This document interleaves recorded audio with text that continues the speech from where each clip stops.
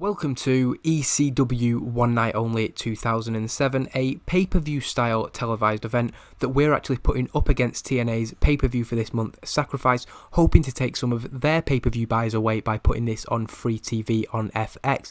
This is the last show that I'm going to book in this series on TEW 2016. The save is going to continue, but I will have to update the mod. Hopefully it's not too long of a wait until I can play this game on TEW 2020, but until then, this is the last show, and I do think it's going to be possibly the best show we've ever done, and I'm definitely expecting to have more viewers than ever tune into FX to see this show. And we begin with a promo from Jerry Lynn, which is terrible as he struggle without a script to follow. I should have known better than to do that, but Jerry Lynn makes his way down to the ring to open ECW One Night Only. He cuts off the commentators as they introduce the show in the ring. He tells the two men to get out of the ring, and before they advertise anything, he's got breaking news.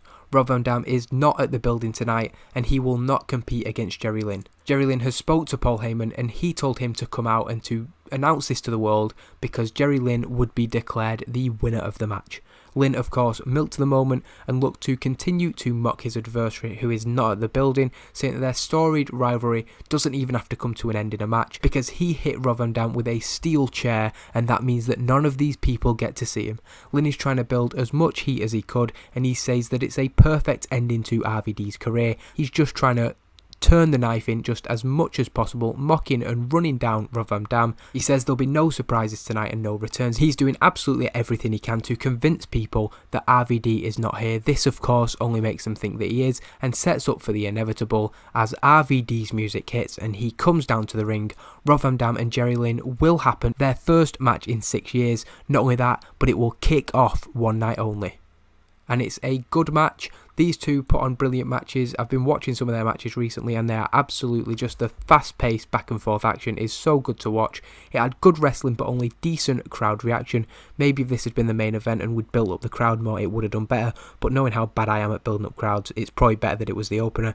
54 from Jerry Lynn, who was off his game. That's disappointing. This is a huge match, the first time they've faced, as I said, in 6 years. Rob Van Dam doing well, a 75. Probably would have hoped for better from that. It seems strange complaining about a C+, because that is a good rating for what decisive win. We slowly build the match to a big finish until Rob Van Dam scores the decisive victory. After the match, he celebrates his huge return. The former ECW World Champion is back again. This is the second little hiatus he's had recently. He has that huge win over his long-term rival, Jerry Lynn. Joey Styles and Taz put over how a huge match opened the show and that everybody in the back will be desperate to raise the bar. If you tune into this show and you don't normally watch ECW on FX, that is the type of action you can expect from ECW, and tonight is only going to get better from this point. We then get an interview with Rhino, somebody who Rob Van Dam will have his eye upon. The ECW World and Television Champion has a plaster on his nose, a remnant of Loki's headbutt from Thursday's ECW on FX. Rhino is fired up as usual, intense, and shouts about what he's going to do to Loki tonight. He says that Key will try and avoid him, he'll try to be quick and smart, but RVD did that, and he learned that everybody goes down to a gore. Jade then asks about Jerry Lynn being bad from ringside, but Rhino had no idea about this. He's furious and storms off to find out more about that. It's a good promo from Rhino. I've scripted him there. He's been hit and miss with promos when I've not scripted him, but that is a very good, strong promo, and scripted or not, that's a good rating.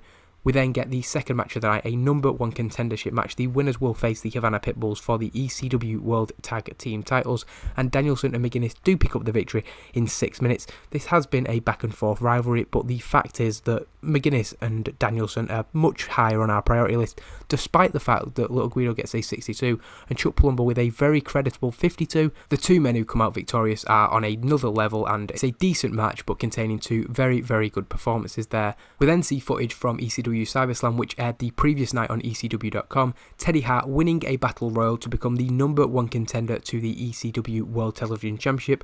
Regardless of the result of tonight's main event, Rhino will be in action again on Thursday on ECW on FX, defending the Television Championship. This leads into the match that Teddy Hart's in tonight, the New Hart Foundation v Homicide and the Havana Pitbulls, known as the Hustle, in a street fight. The match goes all around ringside. I think I booked this as a high spots match, so it was all about the guy's high flying and impressive flashy style. Teddy Hart was unfortunately off his game, but still put in the best performance on the night. I can see there that the style of match that I did very much limited Rocky Romero. He does much better than that generally. It sort of hurt everybody really. I don't think that was a particularly smart booking decision, but perhaps surprisingly, given it was a street fight, the New Hart Foundation do pick up the victory. Teddy Hart pinning Ricky Reyes following an open heart surgery, which I think is the shooting star press leg drop. I'm not 100% sure, but some kind of flashy move for them to pick up the victory, and it is a huge win for the New Hart Foundation and another dispiriting loss for the Hustle, who are a little bit in turmoil at the minute.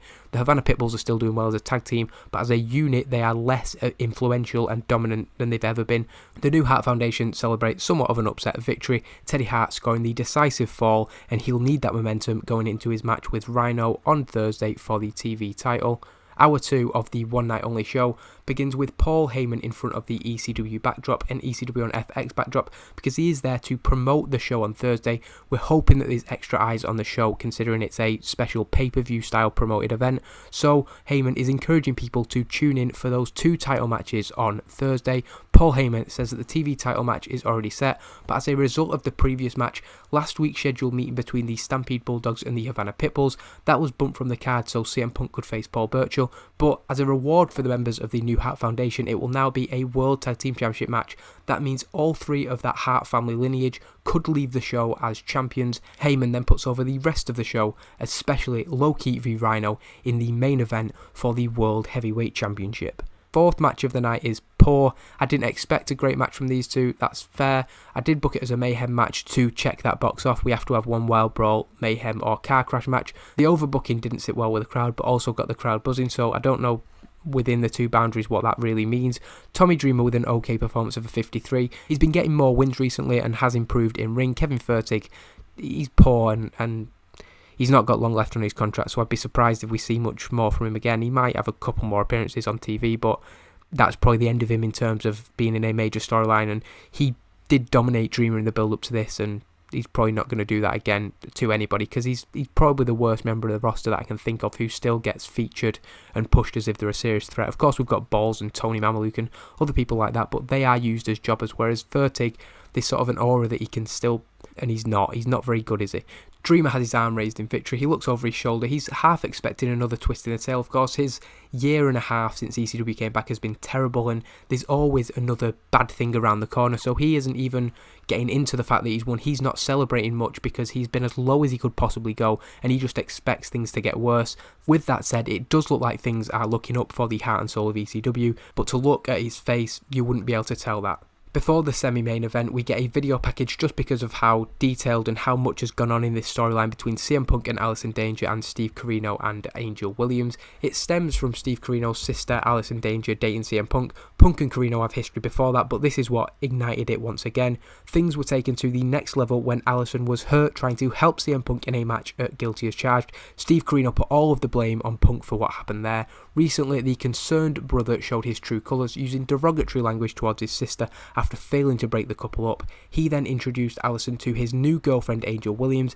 It's basically a sham relationship that he set up just to try and get one over on her, and this came just 4 nights after slapping his sister in the face at Living Dangerously. He went too far, but Thursday's ECW on FX was probably when the line was crossed, as he took delight in watching Alisson Danger destroyed with a gut-wrench powerbomb by the huge Paul Burchill. CM Punk retaliated for this. He was furious, got some revenge on Burchill as he beat him in the main event, but will surely be just as fired up to get his hands on the man behind that, the mastermind of that attack, Steve Corino. Alisson Danger will feel the same about Angel Williams, who beat her 3 nights ago as a result of Burchill's actions.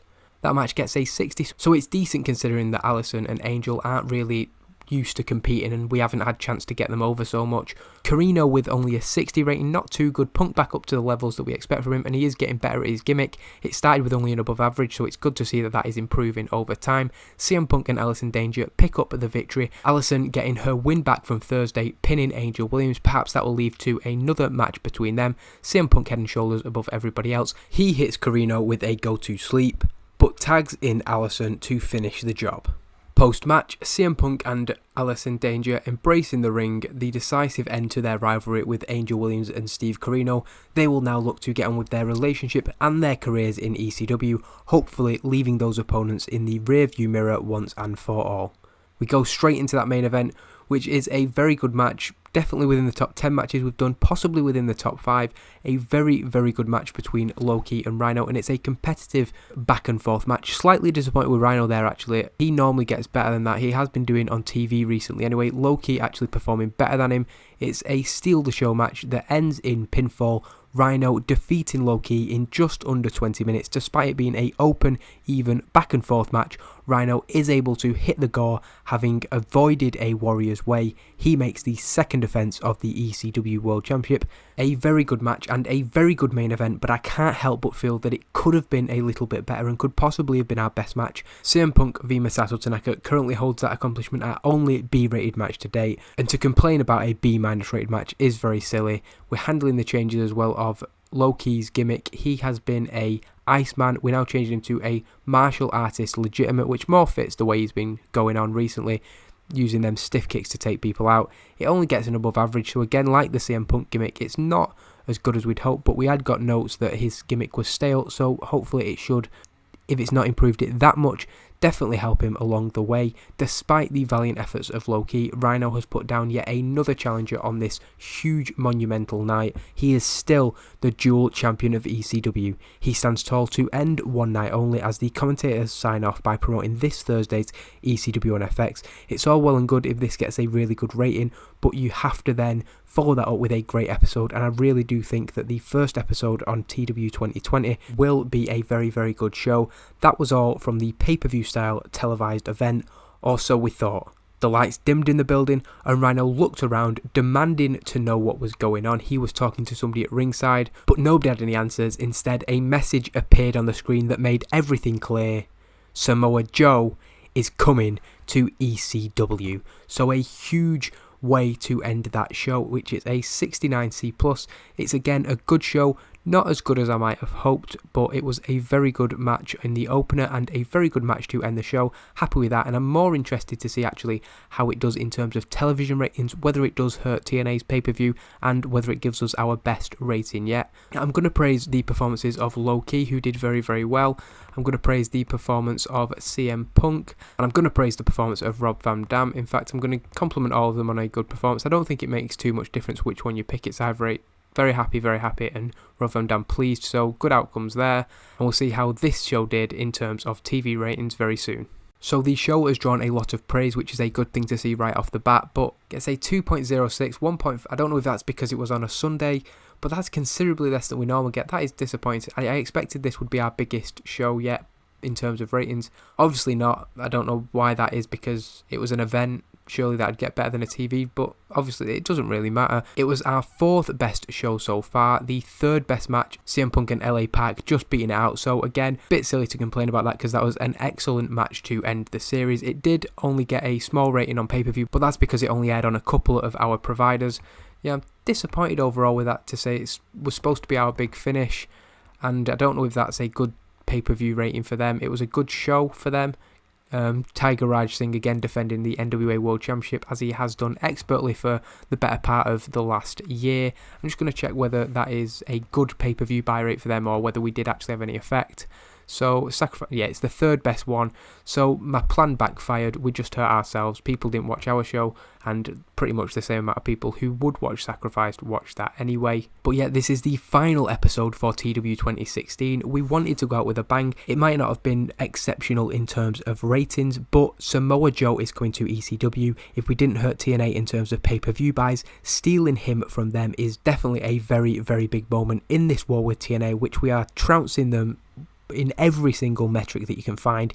Hopefully that can continue into TW 2020, when we're going to update this save and continue to book ECW throughout 2007 and hopefully beyond that. I'm really excited to see where this can go, and hopefully it's not too long before we see this series again.